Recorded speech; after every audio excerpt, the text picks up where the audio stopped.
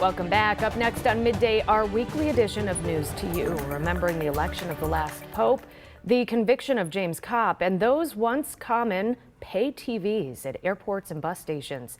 Dave McKinley has our weekly walk back through time when those stories and more were all news to you. 10 years ago this week, when the city approved plans by developers to turn this decrepit downtown building into what you now know as the Dinosaur Barbecue, the Bills cut ties with quarterback Ryan Fitzpatrick and his beard, and a new pope was chosen. Francis came with many firsts. First pope who was a Jesuit, first from the Americas, first from the Southern Hemisphere, and the first pope from outside Europe in nearly 1,300 years. And among the 1,000 or so journalists on hand to report all of this from Rome, one star shined brightly this week. In 2013. 20 years ago this week, after a non-jury trial, James Kopp was convicted of murder for the sniper-style shooting of abortion provider Dr. Barnett Slepian in his Amherst home some 4.5 years prior. Later convicted on federal charges, Kopp, now 68, continues serving a life sentence. Meanwhile, the national news focused on a 14-year-old Utah girl who disappeared from her home 9 months before until rescued by police from her abductor, Brian David Mitchell, a drifter and self-proclaimed prophet. This week's News to You pop quiz: what was the name of this girl whose long ordeal captured the nation's attention and who was returned to her joyful parents? It's real. It's real.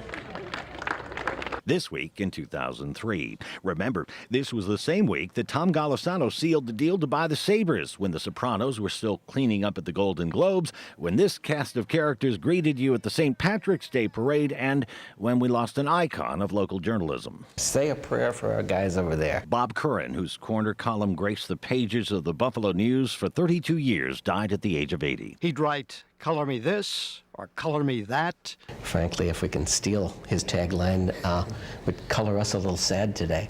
But he'd likely tell him to hang tough. 30 years ago this week. This is not the usual winter storm. Aye, 'twas the blizzard of 93. Yes, that was a big one. Hammer? It snowed from the Gulf Coast all the way up. As usual, Hammer was right as rain. From Florida to Maine, by what forecasters are calling the storm of the century. Well, one of many.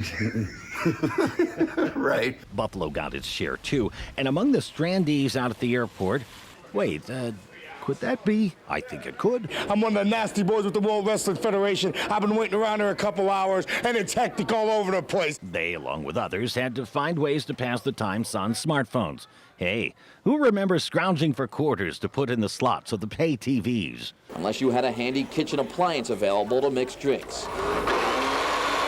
Yeah, you'd have as good a chance of getting one of those past security these days as we would getting a camera into a ticketed area of the airport to do interviews, like we once could, back in the days when it was all news to you. And here's the answer to this week's News to You pop quiz about the Utah teenager whose 9-month abduction and subsequent recovery 20 years ago this week made national headlines. Her name is Elizabeth Smart, now 35. Smart is a child safety advocate and shares her story on the lecture circuit to raise awareness for missing and exploited children. 35? Oh my gosh. Yeah. Remember that story so well. And of course, the 93 superstorm. I mean, that was, a foot of snow in places like Birmingham and Atlanta. I mean, it was crazy. Right. And a big impact here too. And now one of many storms of the century. Well, lots of storms are that's like what that conversation Dave and I were talking about. It's like storm of the century. I'm like, yeah, we've had many since. And you could argue, the one we had, the blizzard that we had just 3 months ago, was a generational storm, to say the least.